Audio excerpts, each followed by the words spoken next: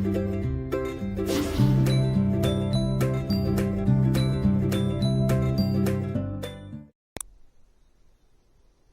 morning, my friends.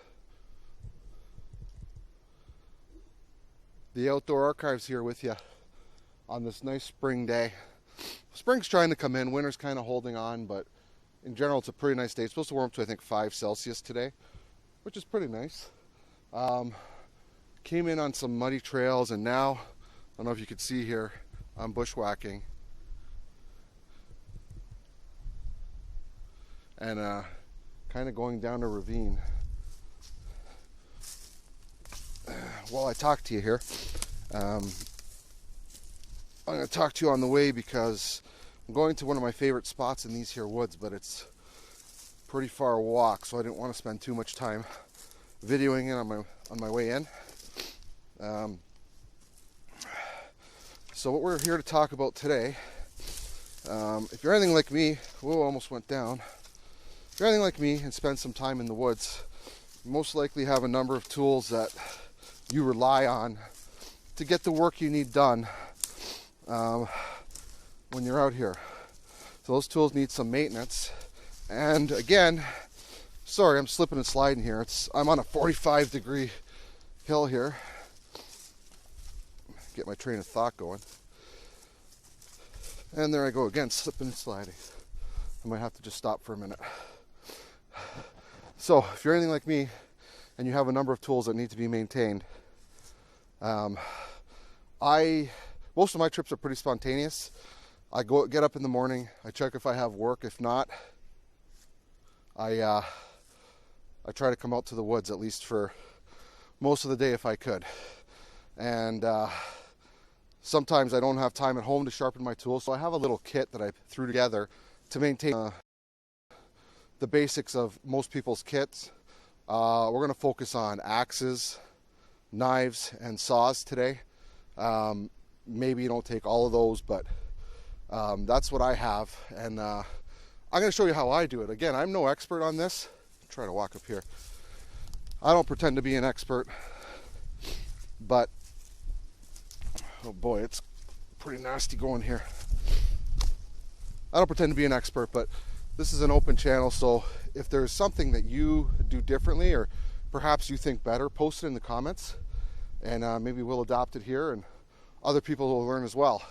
So yeah, let me get to my spot. Where I'm going is, I'm going down there to the riverside, but I've got a steep cliff here that I've got to find my way down. And if you can see here, it's all muddy. I've been slipping and sliding the whole way down. So I'm going to put this camera away before it ends up in the mud and I end up on my behind. So we'll talk to you in a few minutes. Okay, we've made it to the hill without much incident. I did get hung up on thorn bushes. This place is crazy for thorn bushes. In about a month or so, it's just going to be absolutely crazy here. But them's the breaks, I guess. So we've kind of made it to our spot just along this river here, and there's a little area here where I've done some camping before. Yeah, here it is. I think this is a pretty good spot to get some work done. I've got water nearby if I need it, and I got some stools here. So I guess we're going to get set up. Okay, we're getting set up here. I do love this spot. Just love listening to that creek go all day. So here are some of the tools that I regularly use. It's my Grants Forest Brooks Wildlife Hatchet. My SC4 knife.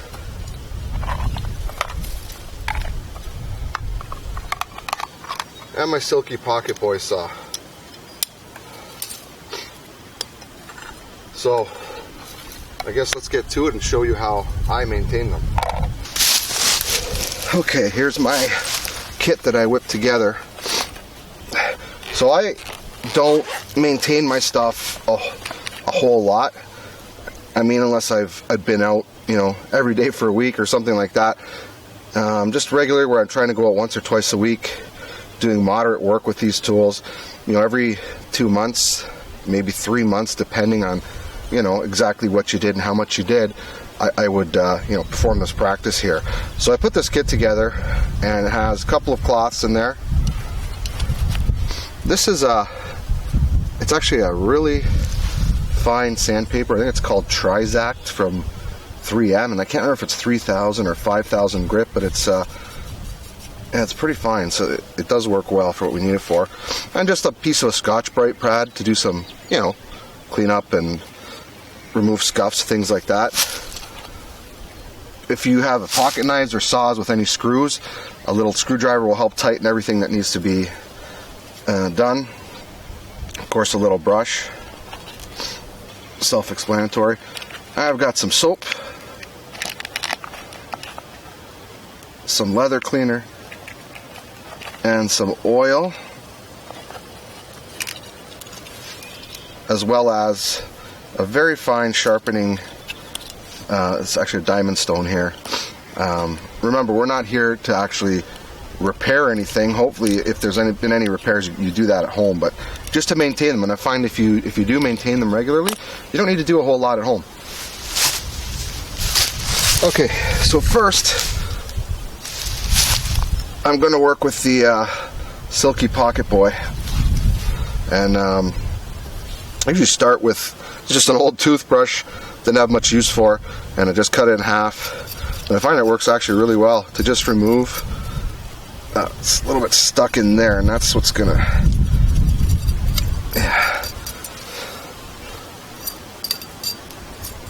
Yeah, so it does work well. So normally I just try to get all this crap off here. Just do an inspection. Now this particular saw can't be sharpened, but if it could, then I would probably bring a special file to do that. But anyway, this one, when the blade's finished, you need to replace it. So all I do is clean it up. Just a little bit. There we go. And the screw here, I just make sure it's tight so I'm not going to have any failures or accidents. That's actually maybe a little too tight. No, it doesn't want to open that well. That's better. Okay. Now this saw is stainless, but I have another one that isn't. So, and it does tend to rust. So what I would do is actually just put a couple of drops of oil on here, and we could even do it here because it never does hurt. And even to kind of lubricate that in there, just a few. There we go.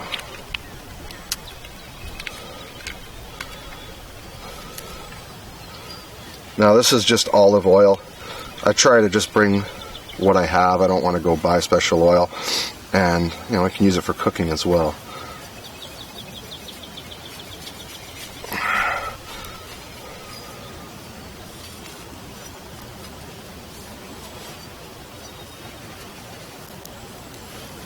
There we go.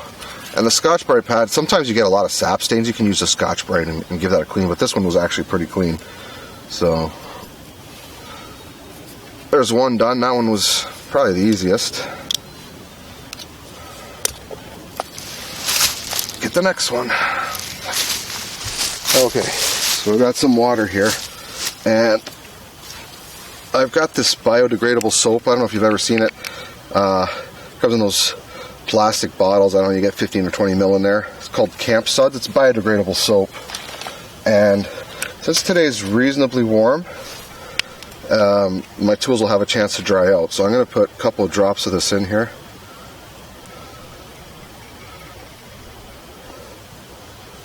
That should be enough. And basically I'm just going to use this to clean the tools off.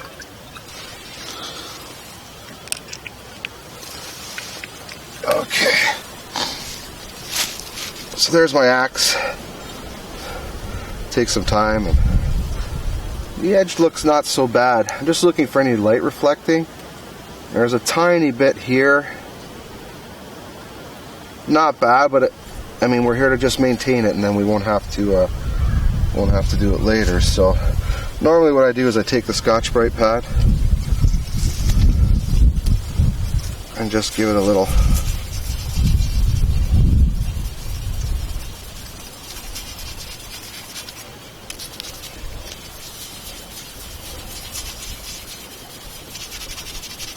and that usually gets off most of the gunk and the sap and whatever else is on there.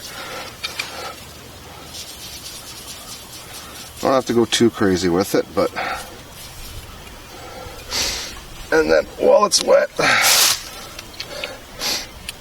I believe this can be used dry or wet, but since it is already wet, I'm just gonna kind of find my angle here and just touch up that spot.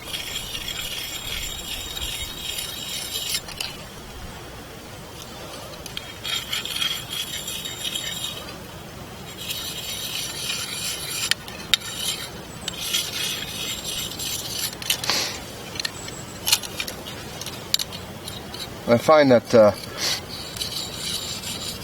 this work can be done, you know, after you set up camp, you got your fire going and all that, maybe you're waiting for some food to cook, or, you know, you can kind of start this process, and it's a good time to do it. I came out here today just to do this for you, but normally I don't come out this far just to do this job, but, oh yeah, that's pretty good. So I'm going to finish cleaning her up.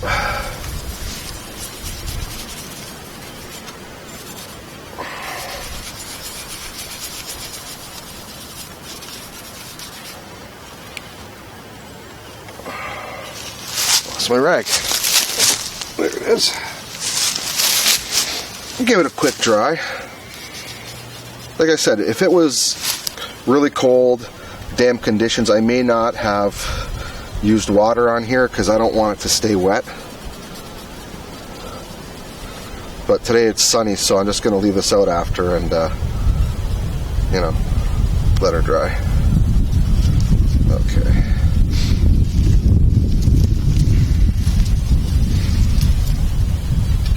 Okay. So the next thing I do, just to give it some protection, is put just a few drops of olive oil on there.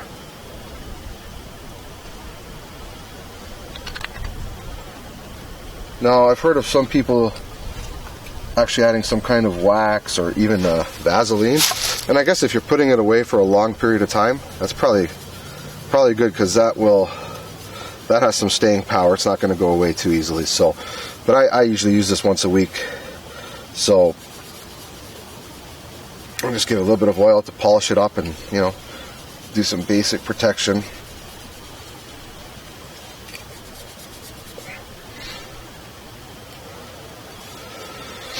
Okay, so that's the head done. Oh, one more thing, almost forgot.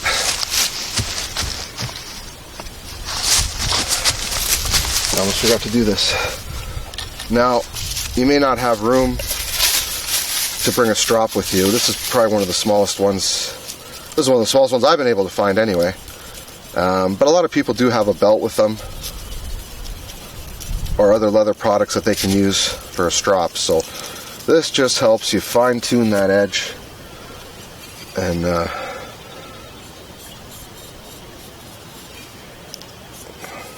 get it as sharp as possible. So I usually run it 5 or 6 times on each side.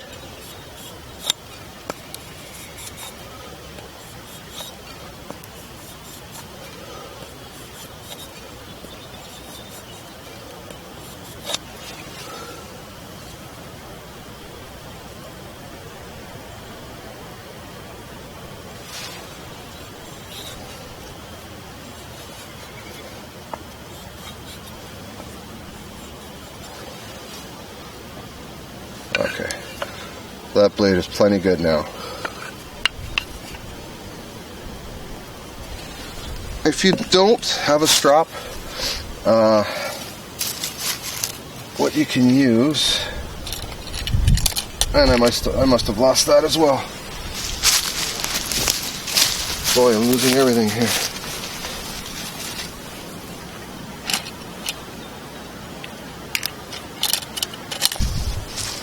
Sorry, the wind took away my paper here. But if you find a hard surface, flat surface, you can actually strop with this as well. I mean, it's not ideal, but sure, why not? I've done it before, and it does definitely, you can actually see, I don't know if the camera picks it up, but you can actually see how it's really kind of polished that edge, and that is pretty darn sharp. Yeah. So that's it for the head. Okay. Sorry guys, the wind keeps blowing my pieces away here. So now, usually give the handle an inspection. A little bit of dirt and gringe there. The Trizact is pretty good. Just kind of taking off any, you don't got to go too hard. You don't want to strip down the wood. You just want to keep that surface clean. Look for any sap stains, anything like that.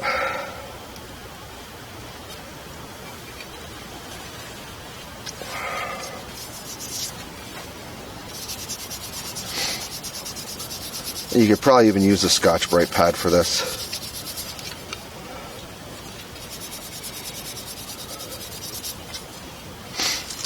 And then what I do, again, this is olive oil, and I think most people use linseed oil. I don't know if it lasts longer or what, but this is fine for me. Again, I don't like to go buy stuff if I already have something like it, and then, you know, I usually have olive oil in my pack anyway to do some cooking or whatever. So, and I just give it just enough to quench it, get a little sheen on there, get the bottom here. I find that actually dries out quite a bit. There, I got a nice sheen on there. And you'll find at first it is a little bit slippery, and after you let it sit for 10-15 minutes, the wood kind of sucks it right in, and then the handle's fine.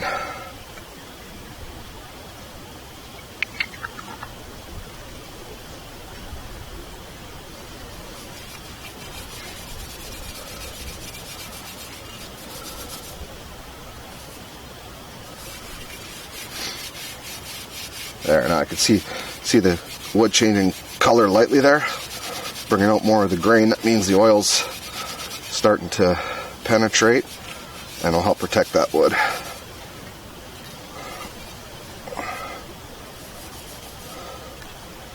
Looks good. I'm going to let that sit in the sun for half an hour or so and let that dry up. Okay, let's not forget about the sheath. Put this away.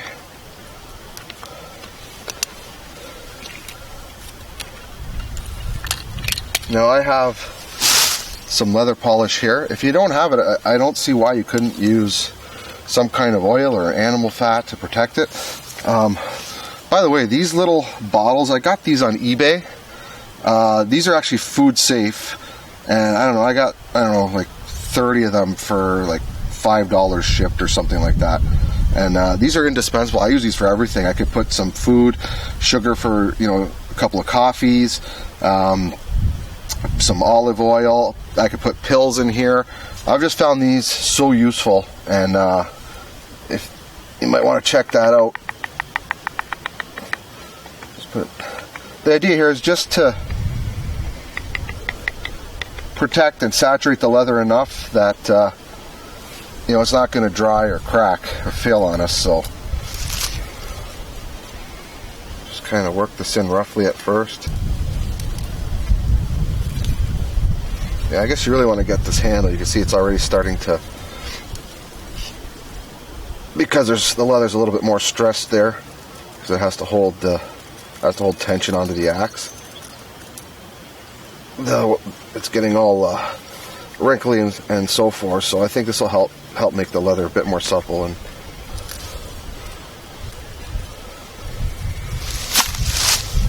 just going to let that absorb for a minute or two.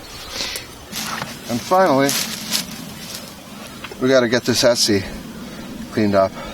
You can see it has some stains there. Why is it every time I'm out here filming there's a plane flying overhead? I guess when I'm at home with all the city noise I really just don't notice it. So when I'm out here I definitely notice it pretty much every time. Okay, so a little bit of the soapy water.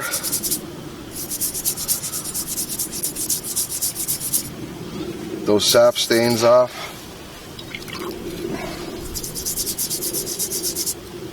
Actually, you know what? Yeah, that's gonna work. That's better right there. Feel it already.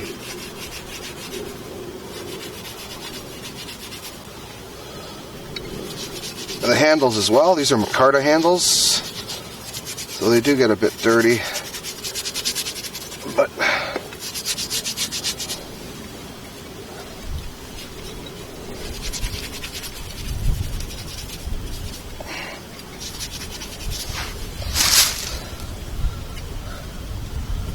pretty good. The edge looks pretty good too.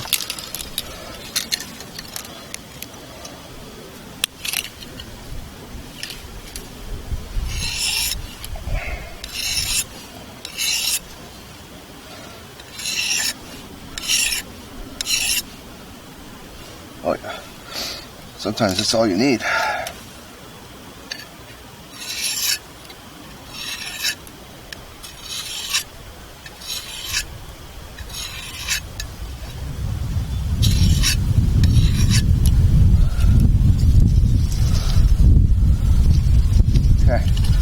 That looks good. And don't forget, because I have it, again, you don't need to do this. You could do this with a belt. You could do this with the Trizac paper. It all works.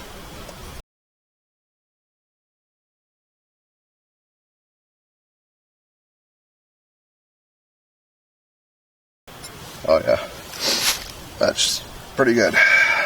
Okay, let me give it one more wipe down here.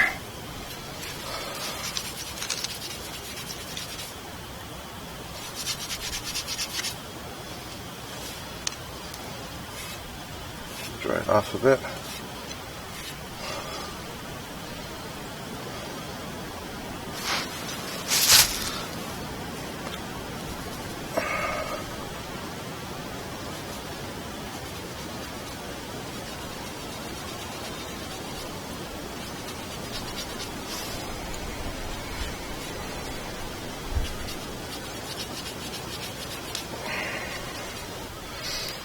And again, a couple dabs of the good old olive oil, or whatever oil you have. I don't think it really matters, just as long as you have some kind of seal on here to protect it. These knives are carbon steel. Actually, everything except the saws is carbon steel, so they will rust if you let them go.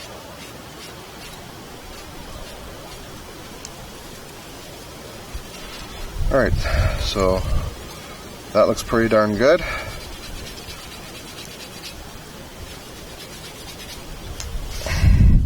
I'm going to go let that sit now and dry up.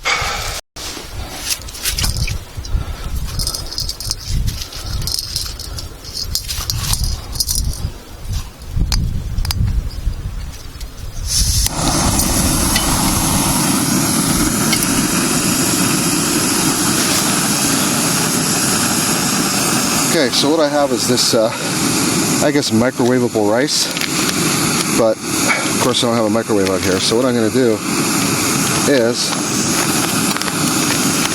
I'm going to try just actually put the whole pouch in here, and I probably won't let it boil, but I'm just going to let it maybe cook for a couple of minutes and heat up that rice, and we'll go from there, see how it looks, see how it tastes.